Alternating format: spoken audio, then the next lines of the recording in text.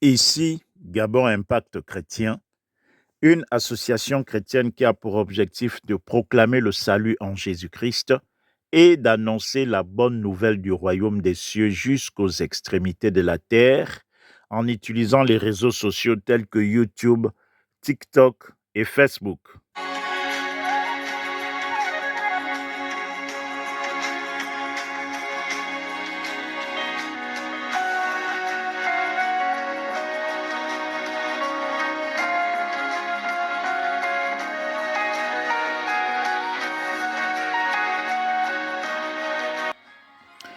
Bien-aimés dans le Seigneur, nous sommes dans la joie de vous retrouver encore aujourd'hui pour annoncer la bonne nouvelle du royaume des cieux.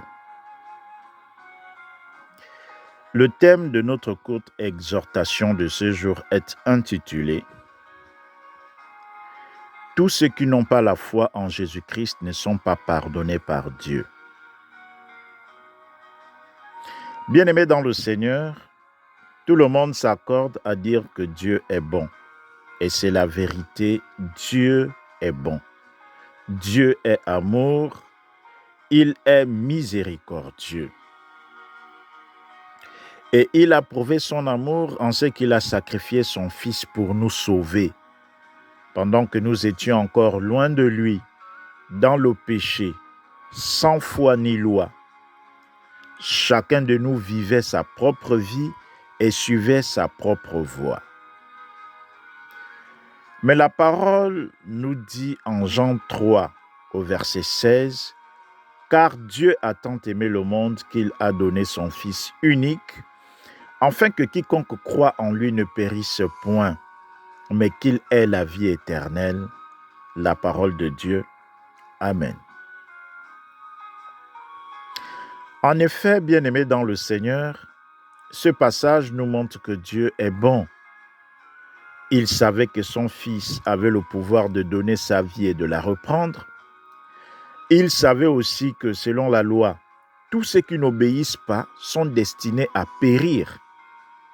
Leurs transgressions ne sont pas pardonnées, sauf s'ils offrent des sacrifices sur l'autel pour chaque péché qu'ils auraient commis.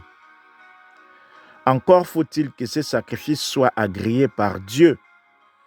Mais il se trouve, bien-aimé dans le Seigneur, que malgré les sacrifices offerts, l'homme se livrait chaque jour au mal et par conséquent, il était destiné à périr. Dieu ayant aimé le monde qu'il a créé, il a donc sacrifié Jésus, son Fils, afin que les péchés de tous ceux qui croient en Jésus soient pardonnés une fois pour toutes. Autrement dit, si tu as la foi en Jésus-Christ, si tu crois de tout ton cœur que Jésus s'est substitué à toi en se livrant à la croix, tu obtiens miséricorde pour tous tes péchés. Cela veut dire que le pardon de nos péchés ne s'obtient pas par les œuvres. Non, bien-aimé dans le Seigneur, il n'y a aucune œuvre que tu pourras réaliser pour obtenir miséricorde devant Dieu, si ce n'est de croire en l'œuvre accomplie par Jésus-Christ à la croix. L'œuvre de la croix est puissante pour accorder le pardon de nos péchés, à condition de croire en son cœur et de confesser de sa bouche que Jésus-Christ est Seigneur et Sauveur, qu'il est le Fils de Dieu et qu'il a payé le prix pour le pardon de nos péchés. Si tu es conscient de ce que tes péchés sont couverts parce que le châtiment qui t'était réservé est tombé sur Jésus, alors tu n'as plus besoin de t'infliger des pénitences pour obtenir miséricorde auprès de Dieu.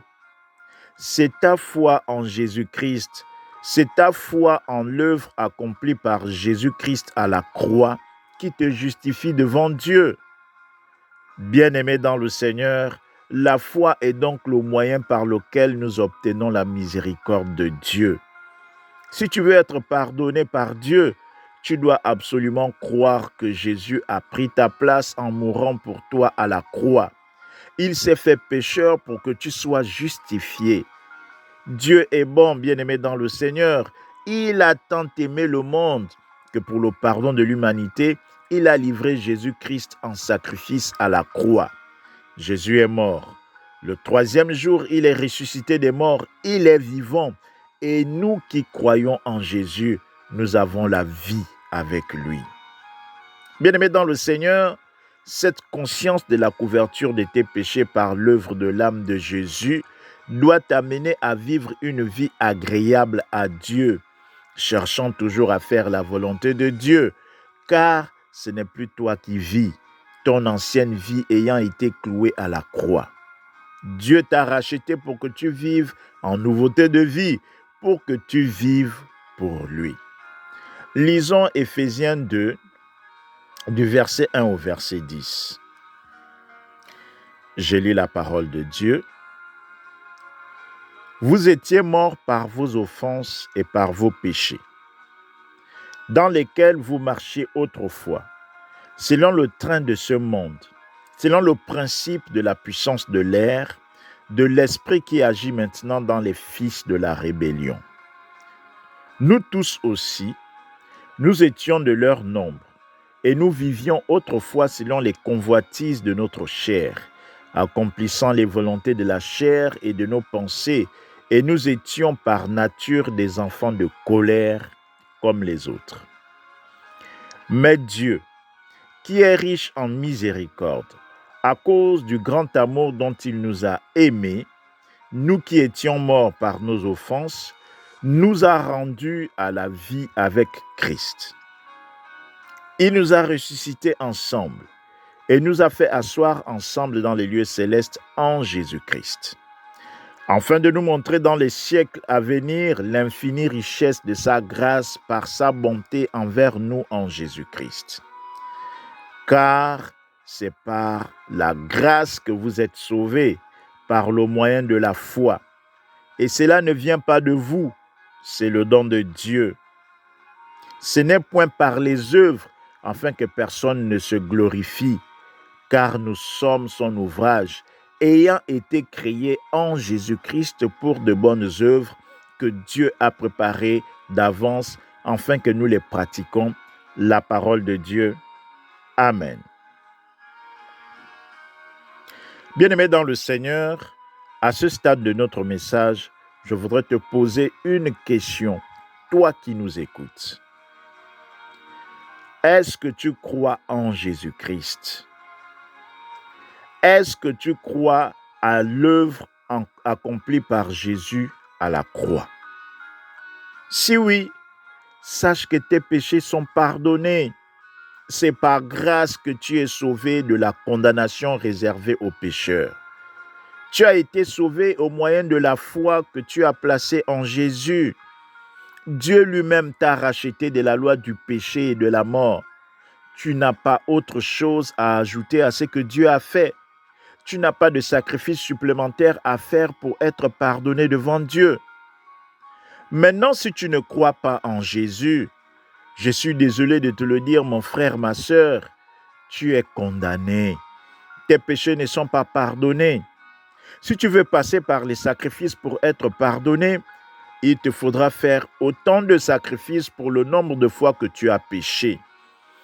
Or, il me semble que toi-même tu ignores le nombre de fois que tu as transgressé la loi. Et le sacrifice que tu veux faire ne saurait t'absoudre de tous tes péchés.